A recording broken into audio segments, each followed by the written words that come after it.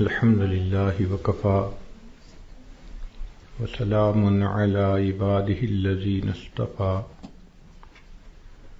أما بعد أعوذ بالله من الشيطان الرجيم بسم الله الرحمن الرحيم كل نفس ذائقة الموت ثم إلينا ترجعون سبحان ربك رب العزة عما يصفون وسلام على المرسلين والحمد لله رب العالمين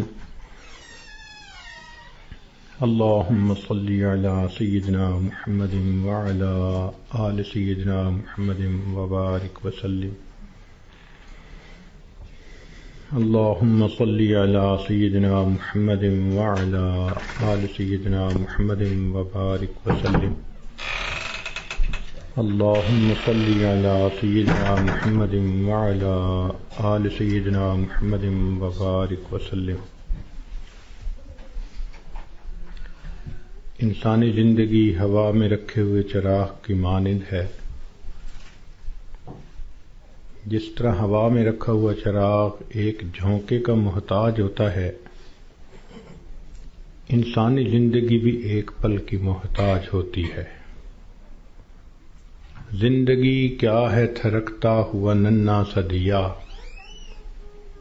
ایک ہی جھونکا جسے آ کے بجھا دیتا ہے، یا سرے مژگاں غم کا تھرکتا ہوا آنسو، پلک چھپکنا جسے مٹی میں ملا دیتا ہے۔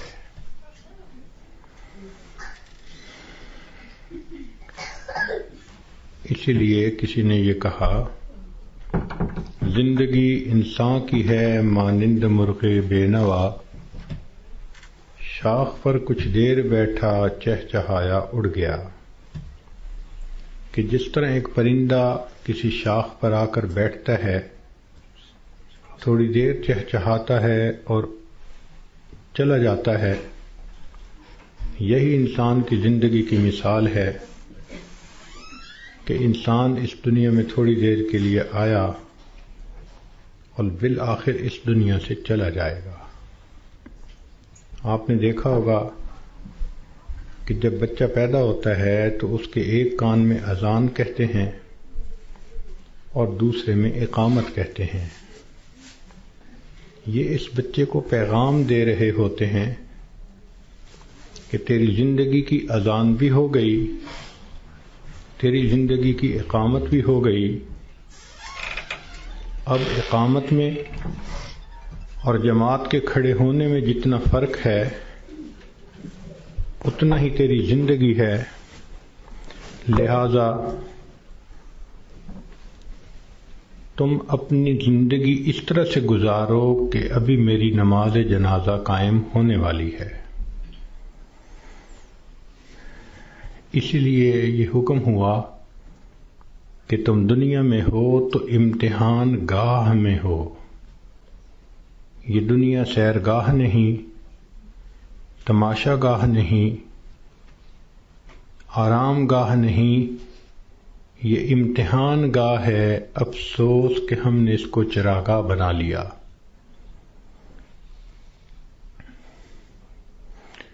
اللہ رب العزت نے مومن کا گھر آخرت میں بنایا ہے۔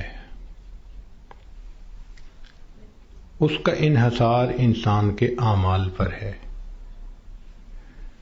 چنانچہ ہر انسان کا ایک گھر جنت میں بنتا ہے، ایک جہنم میں۔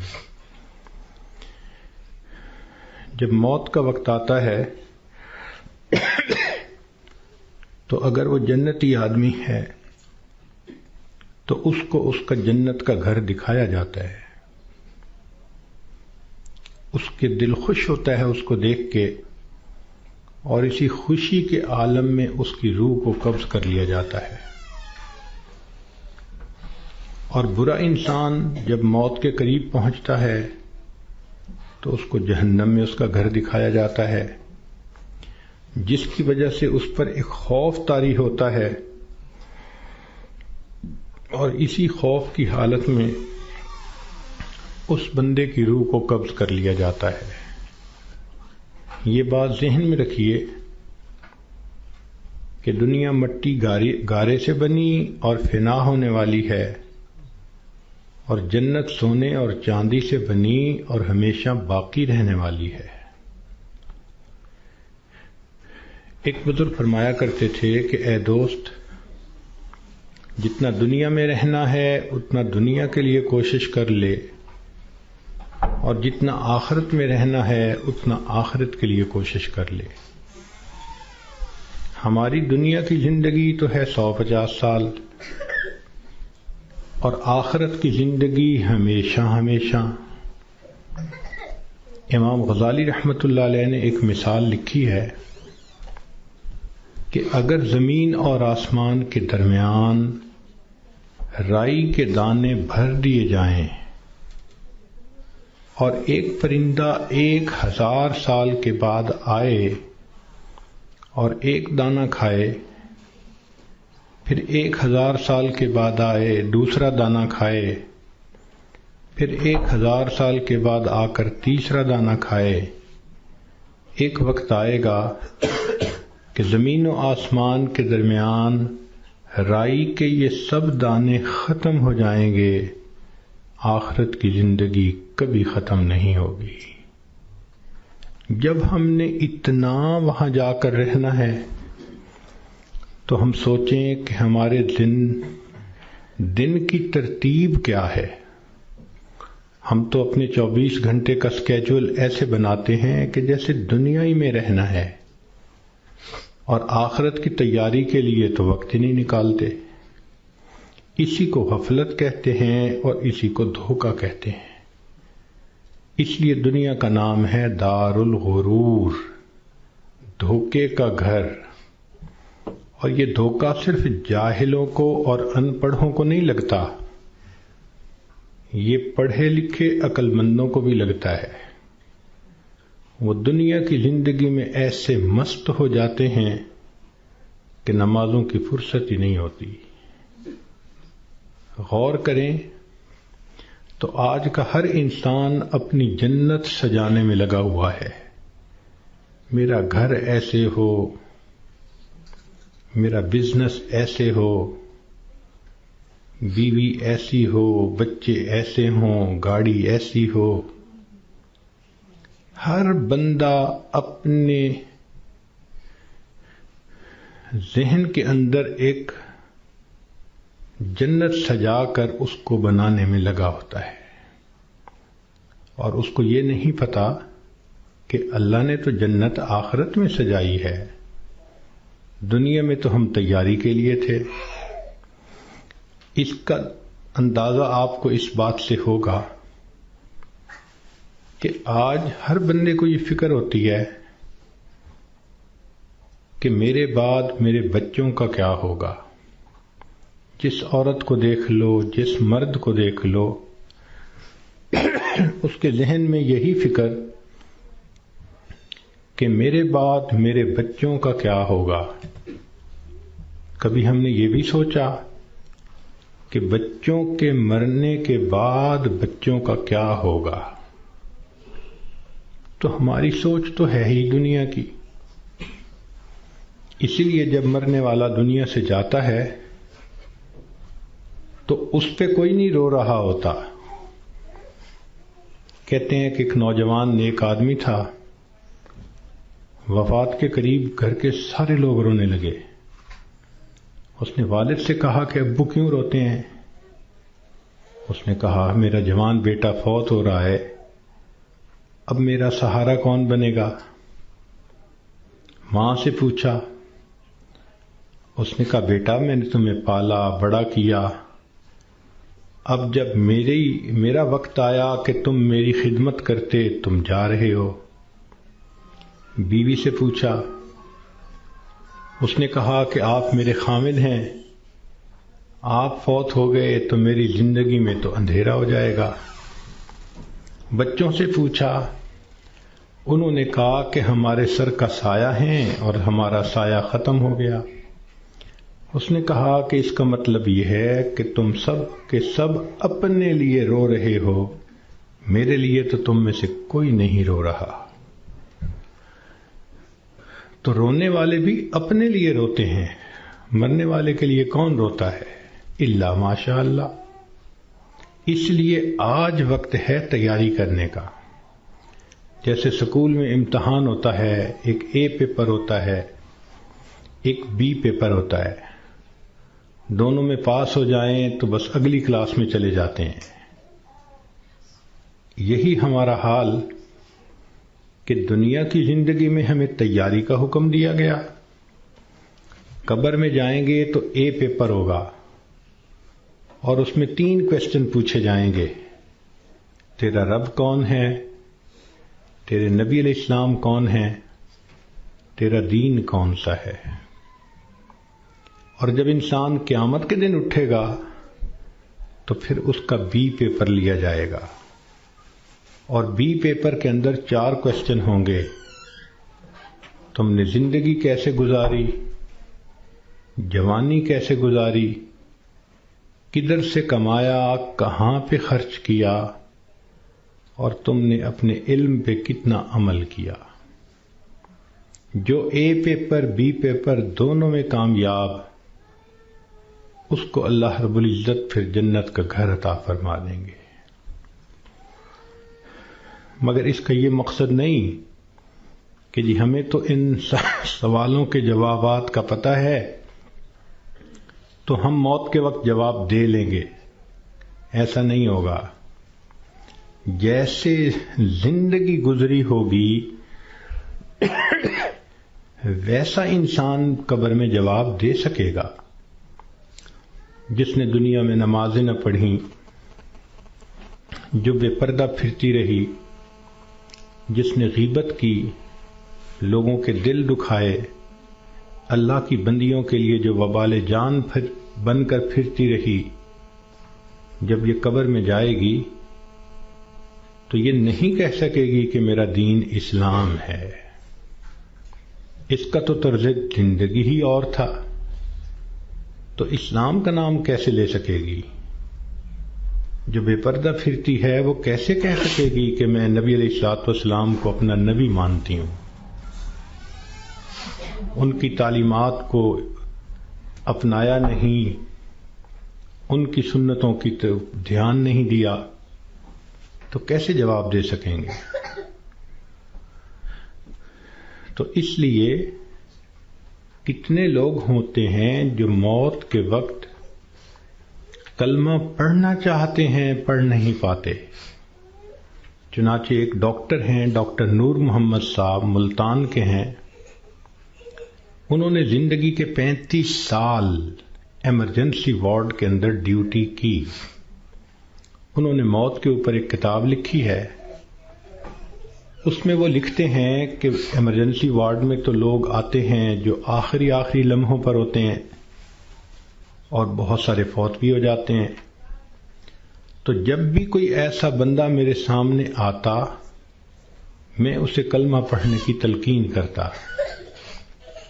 وہ کہتے ہیں کہ میرا تجربہ یہ ہے کہ 100 میں سے 95 بندوں کو کلمہ پڑھنا نصیب نہیں ہوتا. تو ان سے پوچھا گیا کہ کیسے؟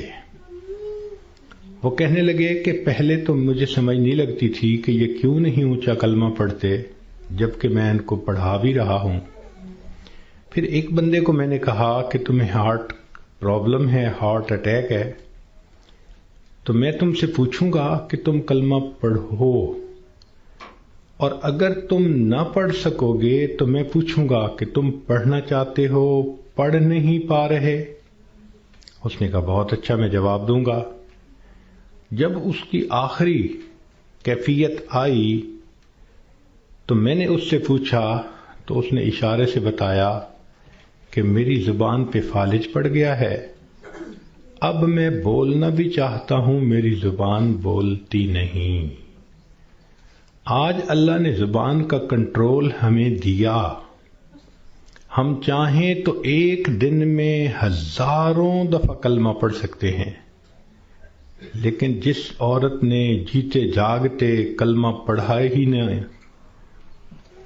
دن گزر گئے، ہفتے گزر گئے، مہینے گزر گئے، زبان پہ کلمے کا ورد جاری ہی نہیں ہوتا، دنیا کی باتیں، دنیا کی باتیں، دنیا کے فیشن، تو موت کے وقت اچانک کلمہ کیسے جاری ہو جائے گا؟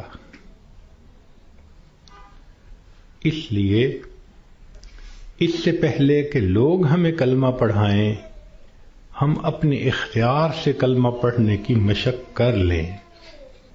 تو دنیا کی زندگی میں ہم آئے ہیں آخرت کی تیاری کرنے کے لیے۔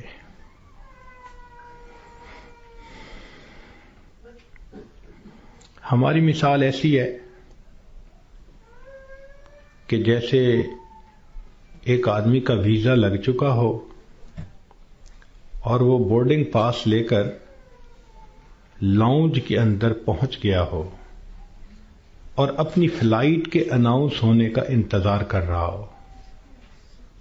ہم نے دیکھا کہ لاؤنج میں لوگ بیٹھے ہوتے ہیں، ایک فلائٹ اناؤنس ہوتی ہے، کچھ اٹھ کے چلے جاتے ہیں، پھر دوسری اناؤنس ہوتی ہے اور اٹھ کے چلے جاتے ہیں، نئے آتے رہتے ہیں اور یہ اٹھ کے جاتے رہتے ہیں۔ بالکل زندگی کا یہی معاملہ، نئے بچے پیدا ہوتے رہتے ہیں اور جو پہلے سے موجود ہیں وہ اس دنیا سے رخصت ہوتے رہتے ہیں۔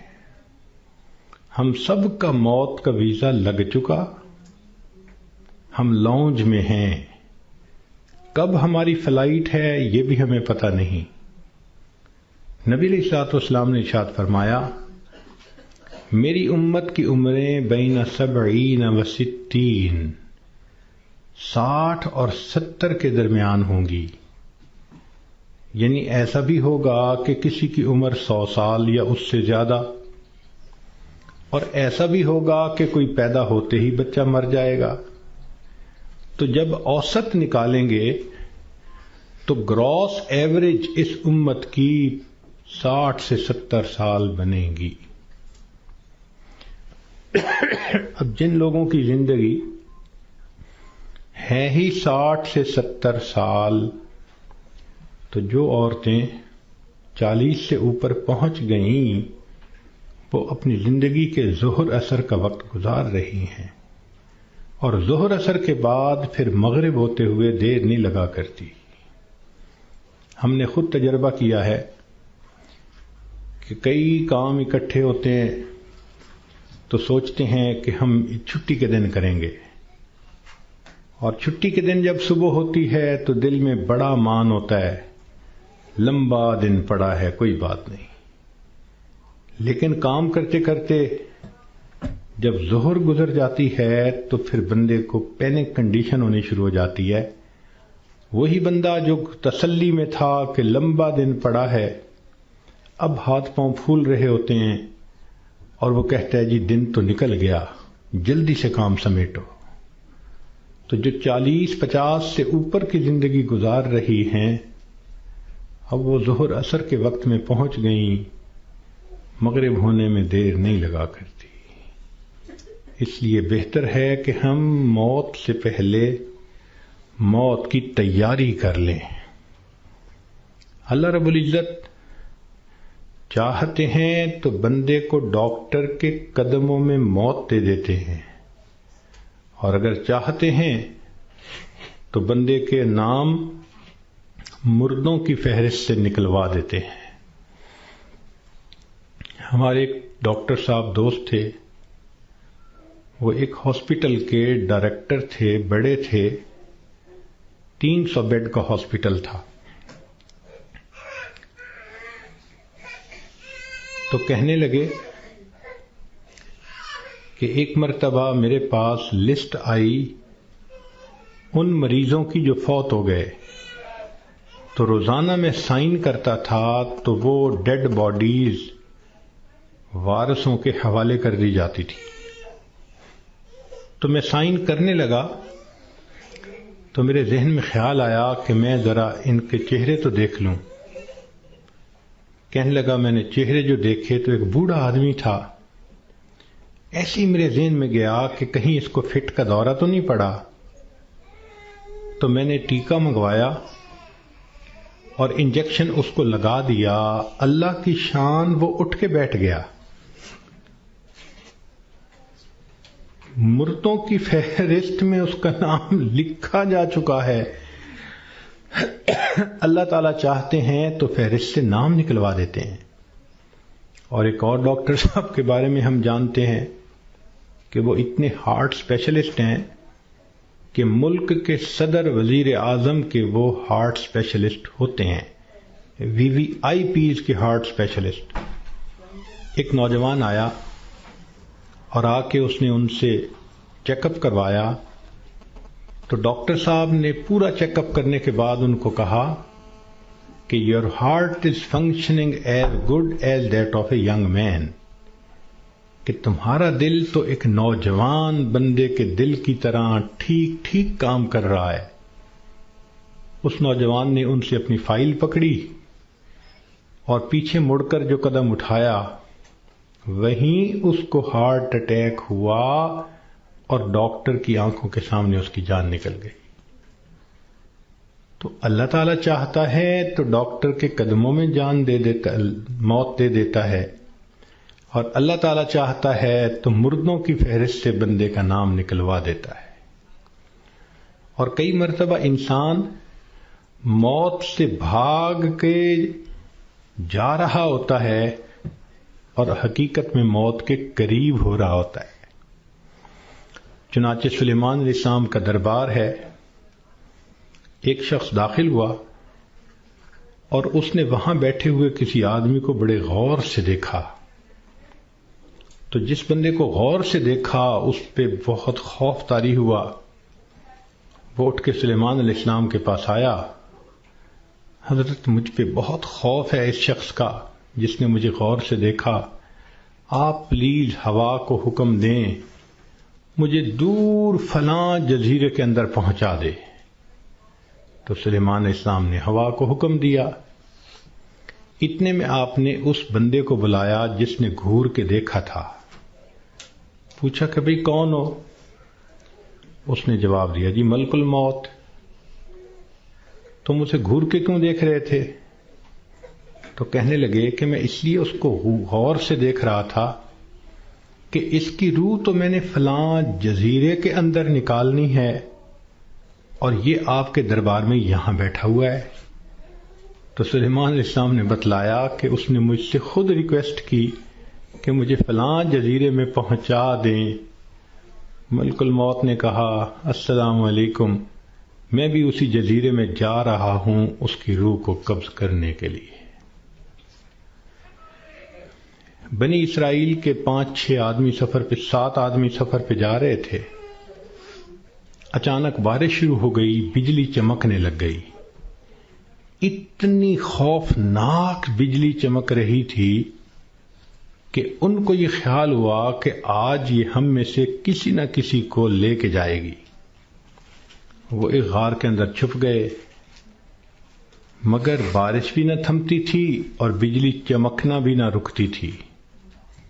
تو انہوں نے فیصلہ کیا کہ بھئی ایسے کرو، ایک ایک کر کے باہر نکلو، جس کو بجلی نے جلانا ہوگا وہ جلا دے گی تو باقی تو سکون کا سفر کر سکیں گے۔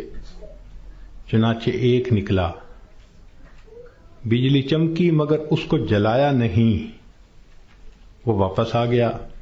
پھر دوسرا نکلا، خیریت سے واپس آ گیا، تیسرا نکلا، چوتھا نکلا، 6 نکلے اور 6 کے 6 کو بجلی نے نہیں جلایا، ایک باقی رہ گیا۔ سب کہنے لگے کہ تو منحوس ہے، بدبخت ہے، تیری وجہ سے یہ ساری مصیبت آئی ہوئی ہے، نکل باہر۔ اس نے کہا میں نہیں نکلتا۔ سب زور لگا رہے ہیں، کہہ رہے ہیں، لڑ رہے ہیں کہ نکل باہر، وہ کہتے نہیں نکلتا۔ وہ ایسا وہاں پر جمع کہ اس نے کہا جو مرضی کر لو، میں غار سے باہر نہیں نکلوں گا۔ تو کچھ دیر کے بعد ان کے ذہن میں خیال آیا کہ اگر یہ باہر نہیں نکلتا تو ہم تو سب ایک ایک کر کے نکل چکے، چلو ہم نکلتے ہیں اور ہم سفر پہ چلتے ہیں، یہ اندر ہی رہے۔ جیسے ہی وہ 6 کے 6 باہر نکلے، بجلی چمکی اور 6 کے 6 کو موت آ گئی۔ اب یہ سب دھکیل رہے تھے 7ویں کو، اور ان کو یہ نہیں پتا تھا کہ موت کا وقت تو ہمارا قریب آ چکا۔ کہتے ہیں کہ 2 چور کسی گھر میں آئے چوری کرنے کی نیت سے، تو ایک بڑھیا اور بوڑھا کمرے میں سوئے ہوئے تھے۔ انہوں نے ان دونوں کو رسیوں سے باندھ دیا چارپائیوں کے ساتھ، اور دونوں کی چارپائیاں اٹھا کر صحن میں رکھ دی، منہ پہ ٹیپ لگا دی، تاکہ ہم کمرے میں تسلی کے ساتھ سامان کو کھولیں گے اور قیمتی سامان کو لے جائیں گے۔ جیسے میاں بیوی کی چارپائیاں انہوں نے صحن میں رکھیں، یہ کمرے کے اندر گئے کہ ہم چوری کرتے ہیں، اچانک کمرے کی چھت گری اور یہ دونوں چور دب کر مر گئے۔ محلے والے آ گئے، شور ہوا تھا۔ اب وہ حیران کہ میاں بیوی تو رسیوں سے بندھے ہوئے ہیں۔ ان سے پوچھا بھئی تمہیں باہر کس نے نکالا؟ ان کا ہمیں تو پتہ نہیں، ہم تو اندر سوئے ہوئے تھے۔ ان کو کھولا گیا، جب ملبہ ہٹایا گیا تو اس کے اندر 2 چوروں کی لاشیں دبی ہوئی تھیں۔ پتہ چلا کہ چور ان کو نکال رہے تھے کہ ہم چوری کریں گے، اور ان کو یہ نہیں پتا تھا کہ ہم اپنی موت کا خود انتظام اپنے ہاتھوں سے کر رہے ہیں۔ تو انسان کئی مرتبہ موت سے دور بھاگتا ہے، اور حقیقت میں وہ موت کے قریب سے قریب تر ہو رہا ہوتا ہے۔ اس لیے ہمیں چاہیے کہ ہم موت کی تیاری کریں۔ مہلت ہر ایک کو ملی ہے، کسی کو کم کسی کو زیادہ۔ اس مہلت سے جو فائدہ اٹھائیں وہ خوش نصیب انسان ہے۔ اس دنیا میں آپ کو اللہ کا منکر تو مل جائے گا، رسالت کا منکر بھی مل جائے گا، دین کا منکر بھی مل جائے گا۔ اس دنیا میں آپ کو موت کا منکر کوئی نہیں مل سکتا۔ دہریے سے دہریہ بھی ہوگا تو یہ مانے گا کہ ایک دن مجھے موت آنی ہے۔ جب موت آنی ہی ہے تو کیوں نہ انسان اس کے لیے تیاری کر لے۔ اور موت کی تیاری یہ نہیں کہ انسان جاگنگ کرے اور ویٹ لفٹنگ کرے اور ایکسرسائز کرے، نہیں۔ موت کی تیاری یہ ہے کہ انسان اپنے پچھلے گناہوں سے توبہ کر لے، آئندہ نیکوکاری کی زندگی گزارنے کا ارادہ کر لے، اور جو لوگوں کے حقوق اس پر ہیں ان سے معافی مانگ لے۔ ہم نے دیکھا کہ بسا اوقات جو بندہ بیمار ہوتا ہے اس کے ساتھ اوپر والے ظلم کرتے ہیں۔ ظلم کا کیا مطلب؟ کہ اس کو حقیقت نہیں بتاتے کہ بیماری کتنی ہے، تسلی دیتے رہتے ہیں، اور وہ جھوٹی تسلی ہوتی ہے۔ ابو ٹھیک ہو جائیں گے، امی ٹھیک ہو جائیں گی، اور وہ سمجھتے ہیں کہ ہم بڑا نیکی کا کام کر رہے ہیں، اور جی بتائیں گے تو ابو کو شوق لگے گا۔ بھائی شوق تو ان کو لگے گا جب اچانک موت آ جائے گی۔ یہ بہتر نہیں کہ ان کو پہلے سے انفارم کر دیا جائے کہ جی بیماری خطرناک ہے، زندگی کا پتہ نہیں، ابو کلمہ پڑھ لیں، ابو تیاری کر لیں۔ اوپر والے ظلم کرتے ہیں بندے کے ساتھ۔ چنانچہ ایک مرتبہ میں اپنا واقعہ آپ کو سناتا ہوں۔ ایک صاحب تھے جو سیکٹری لیول کے تھے، بہت لکھے پڑھے اور بڑی ان کی تنخواہ اور گاڑیاں اور ٹیلنٹڈ انسان۔ ان کی ریٹائرمنٹ ہوئی تو وہ بیمار ہوئے تو ہاسپٹل میں تھے۔ گھر آئے تو ہم ان کی تباہ پرسی کے لیے حاضر ہوئے۔ تو جب اس کے بڑے بیٹے نے مجھے دیکھا تو کہنے لگا، حضرت صاحب میرے ابو کے لیے دعا کر دیں، ڈاکٹر نے تو ہمیں جواب دے دیا ہے اور کہا ہے کہ بس ہفتے 10 دن کی بات ہے، ان کے اندر کینسر پھیل چکا، لیکن ہم نے ابو کو نہیں بتایا، آپ بھی پلیز ابو کو نہ بتانا۔ میں خاموش رہا۔ خیر اندر گئے، ملاقات ہوئی۔ تھوڑی دیر کے بعد میں نے انہیں کہا جی کہ مجھے آپ سے کوئی بات کرنی ہے، تو انہوں نے سب کو جانے کا حکم دے دیا کہ بھی کمرے سے جاؤ، میں حضرت جی سے کوئی بات کرنا چاہتا ہوں۔ جب وہ اکیلے ہو گئے تو میں نے ان سے بات کی کہ دیکھیں، زندگی کا کوئی بھروسہ نہیں، کوئی نہیں جانتا کہ کب موت آئے گی، کیا پتا میری موت پہلے آئے، کیا پتا آپ کی موت پہلے آئے۔ ہم نے آنکھوں سے دیکھا ہے بوڑھا باپ جوان بیٹے کی لاش کو دفن کر رہا ہوتا ہے، اور کئی مرتبہ جوان باپ اپنے نوزائیدہ بچے کی لاش کو دفن کر رہا ہوتا ہے۔ تو یہاں کیا بھروسہ زندگی کا؟ کہنے لگے بالکل صحیح بات ہے۔ میں نے کہا کہ بات یہ ہے کہ آپ کی جو رپورٹیں ہیں ان سے پتہ چلتا ہے کہ آپ کے اندر کینسر بہت پھیل چکا، اور ڈاکٹروں نے ہفتہ 10 دن کا وقت دیا ہے، تو بہتر یہ ہے کہ آپ تیاری کر لیں۔ یہ بات سنتے ہی اس کی آنکھوں میں چمک آ گئی، اور وہ مجھے کہنے لگا کہ حضرت صاحب آپ نے سچ کہا، یہ سارے لوگ مجھے جھوٹی تسلیاں دے رہے تھے، مجھے کنفیوز کر رہے تھے۔ میرا دل کہتا تھا کہ میری بیماری خطرناک ہے، اور یہ اوپر والے کہتے تھے، رپورٹ بھی نہیں دکھاتے تھے، کہتے تھے بس ٹھیک ہو جائے گا، آپ فوراً ٹھیک ہو جائیں گے۔ تو اللہ آپ کا بھلا کرے، آپ نے مجھے بتا دیا۔ میں نے تو اب اپنے پوتے پوتیوں کو، نواسے نواسیوں کو دیکھ لیا، کتنا بندے نے رہنا ہوتا ہے، تو چلو مجھے اندازہ تو ہو گیا۔ اب یہ کہہ کر انہوں نے دروازہ کھلوایا۔ جب بیٹا آیا اور اس کو پتہ چلا کہ حضرت صاحب نے تو بتا دیا میرے ابو کو، تو وہ میری طرف دیکھنے لگے۔ میں نے ان کو کہا کہ بچے غصہ نہ کرو، میں نے تمہارے ساتھ بھلا کیا ہے۔ اللہ کے اس بندے نے سارے گھر والوں کو بلایا اور ان کو کہا کہ دیکھو بھئی، میری بیماری کی یہ حالت ہے کہ میرے پاس صرف 6-7 دن ہیں۔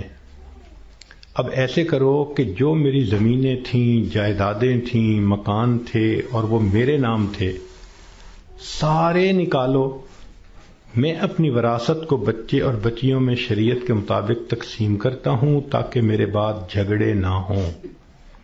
لو جی، 2 دن میں انہوں نے سب جائیدادوں کا بچوں کے نام انتقال کروا دیا تاکہ بچوں کے جھگڑے نہ ہوں آپس میں۔ پھر اس کے بعد انہوں نے کہا کہ میرا جی چاہتا ہے کہ میرے بچوں کے آپس میں رشتے ہوں، تو کچھ رشتے تھے جو انہوں نے پرپوز کیے، اور ان کی وجہ سے انہوں نے آپس میں ہاں بھی کر لی۔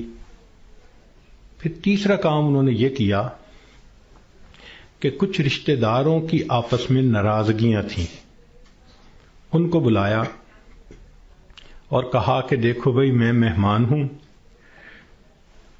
میرے دل کی تمنا ہے کہ میں تمہیں آپس میں ایک دوسرے سے سلو کرتا ہوا دیکھوں۔ چنانچہ 15 20 سال سے جو ایک دوسرے سے رشتہ دار نہیں بولتے تھے، گھر آنا جانا نہیں تھا، انہوں نے ان سب میں سلو کروا دی۔ پوری برادری اتنی خوش تھی ان تمام باتوں پہ کہ جی اس بندے نے اتنا اچھا کام کر دیا، یہ ہماری برادری کا بڑا تھا، سب میں جوڑ پیدا کر دیا۔ پھر اللہ کی شان، 1 ہفتے کے بعد اس کو موت آ گئی۔ اب اس کا بیٹا جب کبھی ملتا ہے کہتا ہے حضرت جو احسان آپ نے ہم پہ کیا ہم اس کا بدلہ نہیں چکا سکتے۔ تو کیا ضرورت ہے بیمار آدمی سے چھپانے کی جبکہ اس کی بیماری اتنی خطرناک سٹیج تک پہنچ چکی ہو؟ ہم مسلمان ہیں، یقین ہے کہ ہم نے جانا ہے، تو اس بندے کو غفلت میں موت آئی اور وہ کلمہ بھی نہ پڑھ سکا، تو پھر اس کو دکھ ہوگا نا، بتانے سے تو دکھ نہیں ہوتا۔ تو اس لیے شریعت نے کہا کہ جب کسی کو موت آنے لگے تو اس کو کلمے کی تلقین کیا کرو.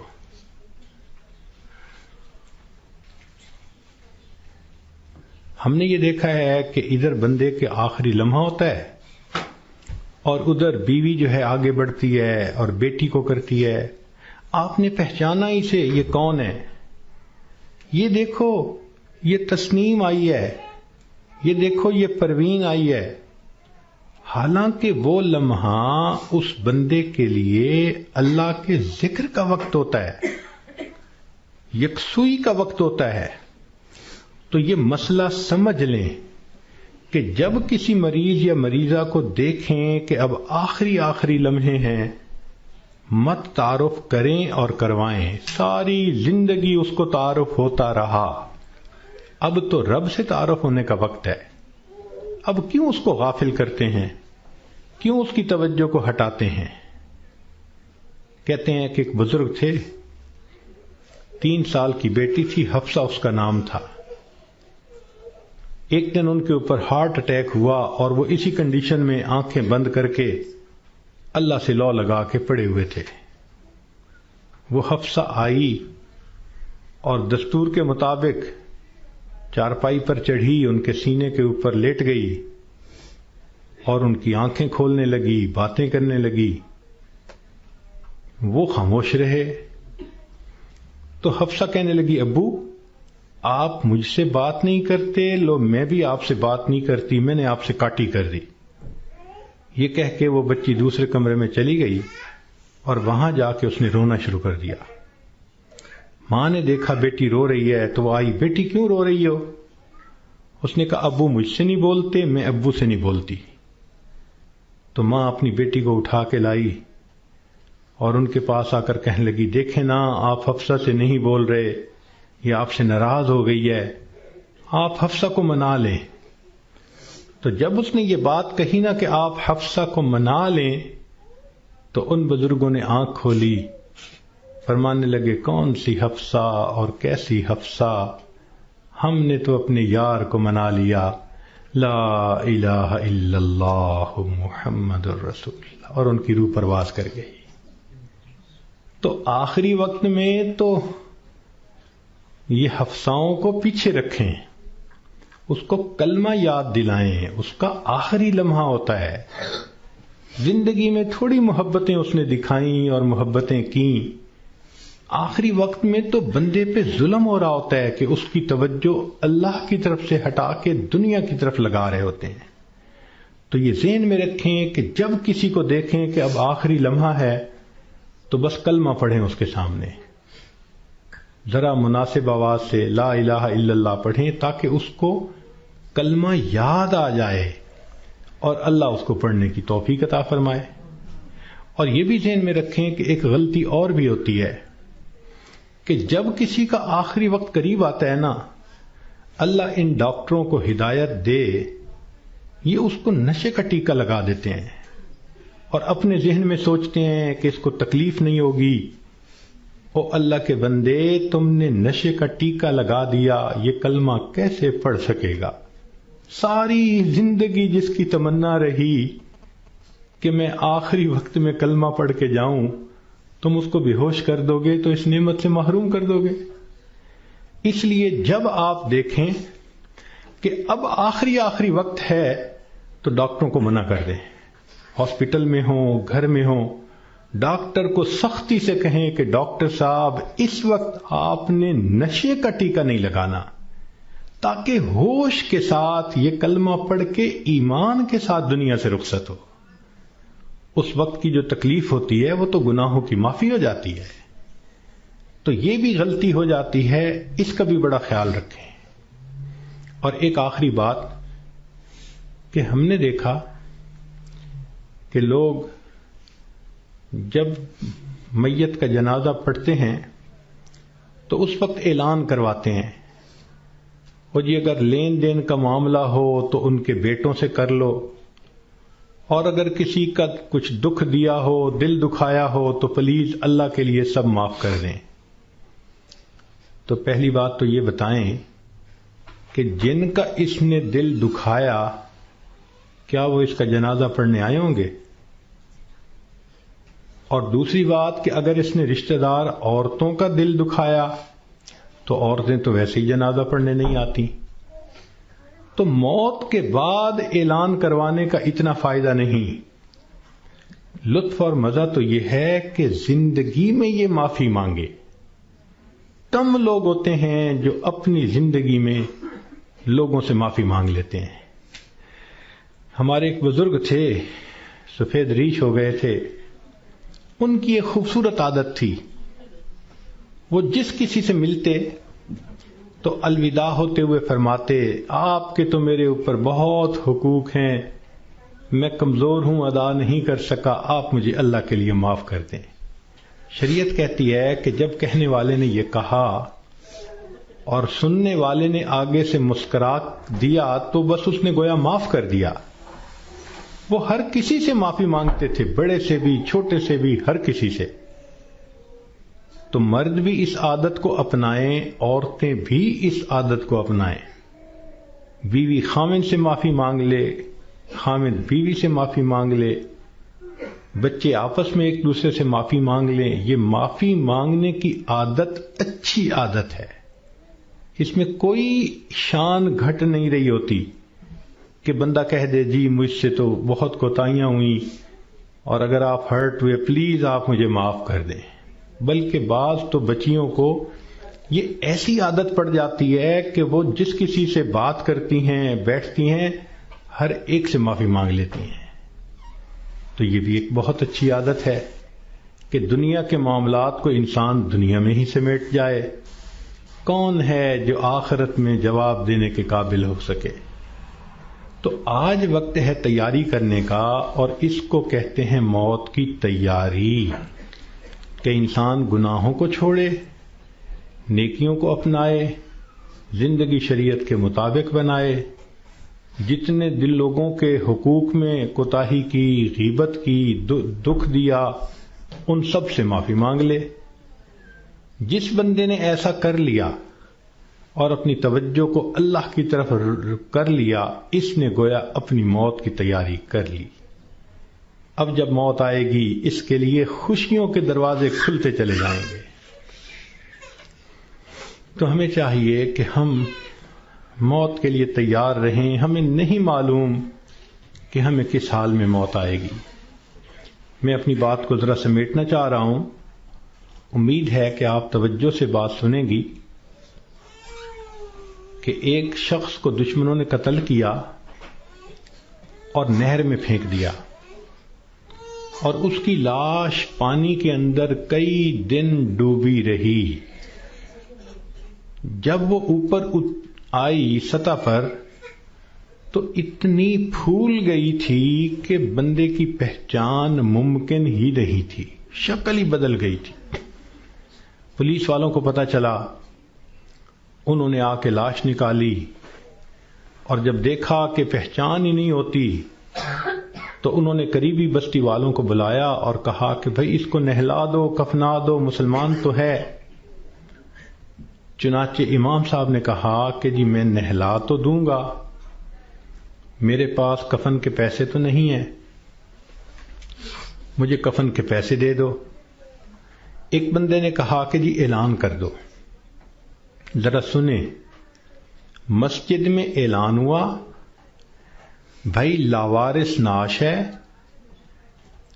کفن خریدنا ہے، چندہ لاؤ. کوئی روپیہ لایا، کوئی 2 لایا، کوئی 5 لایا.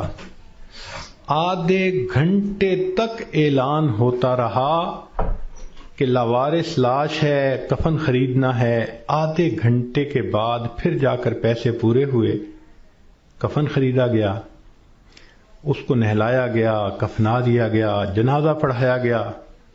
جنازہ پڑھتے ہوئے ایک آدمی کی آنکھ میں بھی آنسو نہیں تھے، اس لیے کہ کوئی جانتا ہی نہیں تھا یہ کون ہے. جب اس کو دفن کیا گیا تو 3 مہینے کے بعد کیس کی حقیقت کھلی. تب پتہ چلا کہ وہ سرگودا کے علاقے کا ایک ذمہ دار تھا. 4 مربع اس کے باغات تھے، کروڑوں کی سالانہ آمدنی تھی. کوئی 6 کروڑ روپیہ اس کے بینک بیلنس کے طور پہ موجود تھا اور اس کے 4 جوان العمر بیٹے تھے، اس لینڈ لارڈ نے کبھی سوچا بھی نہیں ہوگا کہ میں کروڑوں پتی بندھا جب دنیا سے جانے لگوں گا تو چندے کا کفن لے کے جاؤں گا۔ اس کو کہتے ہیں وارث مان نہ کری وارثاں دا، رب بے وارثا کر مار دئی، کہ وارث تم اپنے وارثوں کا مان نہ کرنا، اللہ بندے کو لاوارث کر کے مار دیتے ہیں۔ ہمیں کیا پتا کس حال میں موت آئے گی، آج وقت ہے اس موت کی تیاری کرنے کا۔ اس لیے امام غزالی رحمۃ اللہ علیہ فرماتے ہیں، اے دوست تجھے کیا معلوم کہ بازار میں وہ کپڑا پہنچ چکا ہو جسے تیرا کفن بننا ہے، ہم نہیں جانتے کب ہمارا کفن بازار میں آ جائے گا۔ لوگ یعنی شادی اور بیاہ میں مشغول ہوتے ہیں اور ان کو نہیں پتا ہوتا ان کے کفن کا کپڑا پہنچ چکا ہوتا ہے۔ اس لیے چاہیے کہ ہم موت کی تیاری کریں، نیکی کریں، جھوٹ کی زندگی سے بچیں، سچ کی زندگی کو اختیار کریں، نبی علیہ السلام کی ایک ایک سنت کو اپنائیں تاکہ موت کے لیے ہم بھی تیار رہیں۔ کیا معلوم کب جانا پڑ جائے۔ ہمارا حال تو وہی ہے کہ بارات پہنچ گئی تھی اور لڑکی والے لڑکی کے کان سلوانے گئے ہوئے تھے کہ جی ہم نے کانوں میں بالیاں ڈالنی ہیں۔ جیسے اس لڑکی والوں کو شرمندگی ہوئی، وہی حال ہمارا ہے کہ ملک الموت پہنچ جائیں گے اور ہم نے ابھی تیاری ہی نہیں کی ہوگی۔ ہم نے کتنی بار آنکھوں سے دیکھا جوان العمر بیٹا چارپائی کے اوپر لیٹا ہوا ہوتا ہے، ماں آگے بڑھتی ہے، بیٹے تجھے کیا ہوا، مجھے بتاؤ تو صحیح۔ بیٹا خاموش ہوتا ہے، ماں رو کر کہتی ہے بیٹے تم تو میری ہر بات پہ لبیک کہا کرتے تھے، تم میرے اتنے فرما بردار بیٹے تھے، کیا ہوا؟ بیٹا اپنی اماں سے نہیں روٹھا کرتے، نہیں خفا ہوتے، بتاؤ تمہیں کیا ہوا۔ بچہ خاموش ہوتا ہے، بالآخر بیوی آگے بڑھتی ہے، میرے سرتاج، میرے ہمراز، مجھے تو بتائیے کیا ہوا، اگر آپ میری کسی بات پہ خفا ہیں میں آپ سے سوری کر لیتی ہوں، معافی مانگ لیتی ہوں، مجھے بتائیں کیا ہوا۔ نوجوان خاموش ہوتا ہے، بہن آگے بڑھتی ہے، میرے ویر مجھے بتائیں تو صحیح کیا ہوا۔ خاموش ہوتا ہے، بہن کہتی ہے کہ مجھے بتائیں، میں ابھی ڈاکٹر کو بلواتی ہوں، مگر جوان کوئی جواب نہیں دیتا۔ بیٹی آگے بڑھتی ہے، ابو مجھے بتائیں تو صحیح کیا ہوا، ابو میں آپ کی بیٹی ہوں، میں آپ کی خدمت کے لیے 24 گھنٹے حاضر ہوں، کچھ کھانا ہے یا پینا ہے مجھے بتائیے، کوئی کام ہے مجھے بتا دیجئے، ابو مجھے بتائیں تو صحیح کیا ہوا۔ باپ خاموش ہوتا ہے، بیٹی روتی رہ جاتی ہے، ماں پھر آگے بڑھتی ہے، بیٹے میں نے کال کر دی ہے، ابھی ڈاکٹر کو بلواؤں گی، تمہارا علاج کرواؤں گی۔ بیٹا خاموش ہوتا ہے، اسی خاموشی کی حالت میں ماں دیکھتی ہے، آنکھیں کھلی رہ گئیں، روح نکل گئی، وہ اپنے کانپتے ہاتھوں کے ساتھ جوان بیٹے کی آنکھوں کو انگوٹھے رکھ دیتی ہے۔ اس ماں نے کبھی سوچا بھی نہ تھا میں بڑھاپے میں جوان بیٹے کی آنکھیں بند کروں گی۔ جب بچے کی روح نکل جاتی ہے، سب رو رہے ہوتے ہیں، کہنا شروع کر دیتے ہیں میت کو فلاں کپڑے میں رکھ دو، تھوڑی دیر پہلے یہ کسی کا باپ تھا، یہ نوجوان کسی کا بیٹا تھا، کسی کا بھائی تھا، کسی کا خاوند تھا، اب کیا ہوا؟ سب نے اس کو میت میت کہنا شروع کر دیا۔ تو جواب ملے گا اصلی انسان تو چلا گیا، یہ اس کا جسم باقی ہے، اس کو بھی ہم اس کے اصلی گھر پہنچائیں گے۔ چنانچہ اس کو نہلا دیا جاتا ہے، کفنا دیا جاتا ہے اور جنازے کا اعلان کر دیا جاتا ہے۔ اس کو لینے کے لیے کئی رشتہ دار کمرے کے اندر آ جاتے ہیں، بھئی تم کیوں آئے ہو؟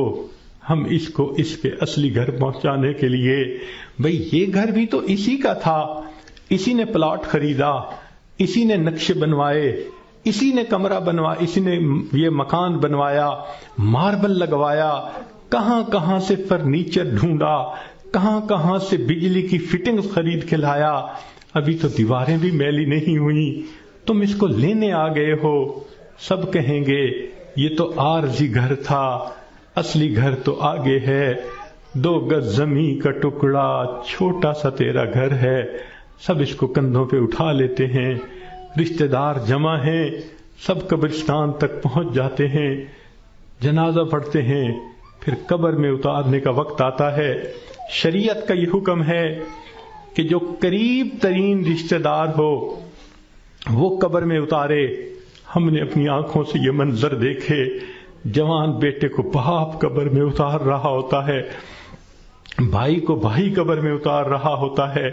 اللہ کی شان، یہ تو شریعت کی مہربانی ہے، اس نے عورتوں کو منع کر دیا کہ تم جنازے میں اور قبرستان میں مت جاؤ۔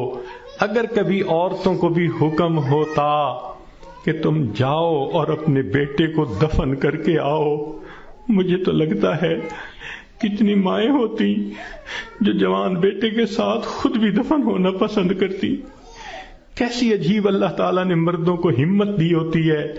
جوان بیٹے کو، جس کے جسم پہ کبھی میلا کپڑا بھی باپ برداشت نہیں کرتا تھا، آج اس کو زمین پہ لٹا دیتا ہے، اپنے ہاتھوں سے مٹی ڈال دیتا ہے، بھائی مٹی ڈالتے ہیں، دوست مٹی ڈالتے ہیں، منو مٹی کے نیچے اس کو دبا کے اللہ کے حوالے کر کے آ جاتے ہیں۔ جب اللہ کے حوالے ہونا ہی ہے، اے انسان تو اپنے آپ کو آج اللہ کے حوالے کر دے۔ اللہ، میں اپنے آپ کو آپ کے حوالے کرتی ہوں، جو آپ کا حکم ہوگا میں اس پہ چلوں گی، جو گناہ ہوگا میں اس سے بچوں گی۔ آج حوالے کریں گے تو اس کا فائدہ ہوگا۔ چنانچہ انسان کو بالآخر اللہ کے حضور جانا ہی ہے۔ حضرت علی عنہ فرمایا کرتے تھے، موت کی تکلیف کینچیوں سے کتر دینے سے زیادہ سخت ہوتی ہے، موت کی تکلیف دیگ میں بھون دینے سے زیادہ سخت ہوتی ہے۔ اگر موت کی تکلیف کا اندازہ لگانا ہو تو آپ عورتوں کو تو بہت آسانی سے لگ سکتا ہے۔ کئی مرتبہ آگ پہ کھانا بناتے ہوئے آپ کی انگلی جلی ہوگی، کتنے دن اس کی تکلیف رہتی ہے۔ کیوں کہ جہاں سے انگلی جلی وہاں کے گوشت سے روح سمٹ کر باقی جسم کے اندر آ گئی۔ اگر اتنی تھوڑی سی جگہ سے روح سمٹ گئی، اتنی تکلیف ہے۔ جب پورے جسم سے روح سمیٹ لی جائے گی، اس وقت تکلیف کیا ہوگی، ذرا اس کو یاد کر لیجئے۔ آج وقت ہے ہم اس کی تیاری کر لیں، پھر موت کے وقت تکلیف ایسی نہیں ہوگی۔ چنانچہ حدیث پاک میں آتا ہے، جب مومن کی موت کا وقت آتا ہے، اللہ تعالیٰ ملک الموت کو بھیجتے ہیں، جنت کے فرشتوں کو بھی بھیجتے ہیں، وہ جنت کی خوشبوؤں کے رومال بھی لے کے آتے ہیں اور اس بندے کے سینے پہ خوشبوؤں والا رومال رکھ دیتے ہیں۔ اس بندے کو جنت کی خوشبو آتی ہے، اس کا دماغ معطر ہو جاتا ہے اور اس کی روح کو ایسے قبض کرتے ہیں جیسے مکھن میں سے بال نکال لیتے ہیں۔ جب اس کی روح کو لے کے چلے جاتے ہیں، اللہ تعالیٰ فرشتوں کو حکم فرماتے ہیں، دیکھو یہ میرا نیک بندہ تھا، روح کو قبض کر لیا گیا، اب جدھر سے اس کا جنازہ گزرے گا تم راستے کے دونوں طرف ادب سے کھڑے ہو جاؤ۔ سبحان اللہ، مومن کی کیا شان ہے، جہاں جہاں سے جنازہ گزرتا ہے فرشتے راستے کے دونوں طرف ادب سے کھڑے ہوتے ہیں۔ حدیث پاک میں آتا ہے، جس جگہ یہ بیٹھ کر نماز پڑھتا تھا زمین کا وہ ٹکڑا رو رہا ہوتا ہے، جہاں قرآن پڑھا کرتا تھا زمین کا وہ حصہ رو رہا ہوتا ہے، آسمان کے وہ دروازے روتے ہیں جہاں سے اس کے لیے رزق اتارا جاتا تھا۔ سبحان اللہ، یہ اللہ کے عاشق کی موت ہے۔ اس لیے کہا گیا کہ عاشق کا جنازہ ہے، ذرا دھوم سے نکلے، محبوب کی گلیوں سے ذرا گھوم کے نکلے۔ یہ عاشق کا جنازہ جا رہا ہے، پھر اس کو جب دفن کیا جاتا ہے، حدیث پاک میں آتا ہے اللہ تعالیٰ فرشتوں کو فرماتے ہیں یہ میرا بندہ دنیا سے تھکا ماندہ آیا ہے، جاؤ اور اس کو جا کر کہہ دو نم کنومت العروس، دلہن کی نیند سو جا۔ فرشتہ آ کے خوشخبری دے دیتا ہے تم دلہن کی نیند سو جاؤ۔ یہاں محدثین نے نکتہ لکھا، یہ کیوں نہ کہا میٹھی نیند سو جاؤ، آرام کی نیند سو جاؤ، گہری نیند سو جاؤ، یہ کیوں کہا کہ دلہن کی نیند سو جاؤ؟ تو اس کا جواب انہوں نے یہ دیا کہ دلہن جب پہلی رات اپنے کمرے میں جا کر سوتی ہے اس کو وہی جگاتا ہے جو اس کا خاوند، اس کا محبوب ہوتا ہے۔ یہ مومن آج قبر میں دلہن کی نیند سو رہا ہے، کل قیامت کا دن جب ہوگا اس کو وہی جگائے گا جو اس کا محبوب حقیقی ہوگا۔ چنانچہ مومن قبر سے اٹھے گا، آواز آئے گی یا ایتھا النفس المطمئنہ ارجعی الی ربک راضیۃ مرضیہ فادخلی فی عبادی وادخلی جنتی۔ مومن کی آنکھ کھلے گی، اللہ تعالیٰ مسکرا کر اس کا استقبال کریں گے۔ یہ کیسا خوش نصیب انسان ہے کہ جس نے اچھی زندگی گزاری، آج یہ دنیا سے آخرت کی طرف کامیاب ہو کر چلا گیا۔ اللہ تعالیٰ ہمیں بھی ایسی کامیابی والی زندگی گزارنے کی توفیق عطا فرمائے۔ وآخر دعوانا ان الحمد للہ رب العالمین۔ کچھ مستورات کی طرف سے یہ پیغام تھا، وہ توبہ طائب ہونا چاہتی ہیں، بیعت کرنا چاہتی ہیں، تو دل میں یہ نیت کر لیجئے کہ ہم زندگی کے پچھلے سب گناہوں سے سچی پکی توبہ کر رہی ہیں اور آئندہ نیکوکاری کی زندگی گزارنے کا دل میں ارادہ کر رہی ہیں۔ جیسے نیت ہوتی ہے ویسے مراد مل جاتی ہے۔ نیت کیجئے اللہ ہمیں آئندہ سچی اور سچی زندگی گزارنے کی توفیق عطا فرما۔ الحمدللہ وکفا وسلام علی عبادہ الذین اصطفیٰ، اما بعد۔ یہ کلمات جو میں پڑھوں گا پیچھے پیچھے پڑھتی جائیے۔ بسم اللہ الرحمن الرحیم، لا الہ الا اللہ محمد الرسول اللہ، آمنت باللہ وملائکتہ وکتبہ ورسلہ والیوم الآخر والقدر خیرہ وشرہ من اللہ تعالی والبعث بعد الموت۔ آمنت باللہ کما ہوا باسمائہ وصفاتہ وقبلت جمیع احکامہ اقرار باللسان وتصدیق بالقلب۔ اشہد ان لا الہ الا اللہ واشہد ان محمدا عبدہ ورسولہ۔ استغفر اللہ ربی من کل ذنب واتوب الیہ برحمتک یا ارحم الراحمین۔ بس ان کلمات کو پڑھنے سے اب آپ رہ تو چکی ہیں، چند معمولات ہیں جن کو اگر آپ باقاعدگی سے کریں گی تو اللہ تعالیٰ آپ کے دل کو منور فرما دیں گے۔ ان میں سے پہلی چیز ہے 100 مرتبہ استغفار صبح شام پڑھنا، استغفر اللہ ربی من کل ذنب واتوب الیہ۔ اور دوسرا ہے 100 مرتبہ درود شریف صبح شام پڑھنا، اللہم صلی علی سیدنا محمد وعلی آل سیدنا محمد وبارک وسلم۔ تیسرا ہے قرآن مجید کی تلاوت کرنا، ایک پارہ کرے تو بہت اچھا، ورنہ آدھا پارہ صحیح۔ اور چوتھی چیز ہے کہ چلتے پھرتے ہر وقت دل میں اللہ کا دھیان رکھنا۔ اور پانچویں چیز ہے مراقبہ کرنا۔ مراقبے کا طریقہ یہ ہے کہ ساری دنیا کے خیالات سے آپ تھوڑی دیر کے لیے اپنے آپ کو فارغ کر لیں، آنکھوں کو بند کر لیں، سر کو جھکا لیں، دنیا اور جو کچھ دنیا میں ہے اس سے ہٹ کٹ کے اللہ رب العزت کی یاد میں ڈوب جائیں اور یہ سوچیں کہ اللہ رب العزت کی رحمت آ رہی ہے، دل میں سما رہی ہے، دل کی ظلمت اور سیاہی دور ہو رہی ہے، اور میرا دل اللہ اللہ اللہ، یہ میرا دل کہہ رہا ہے، دل بول رہا ہے اور میں سن رہی ہوں۔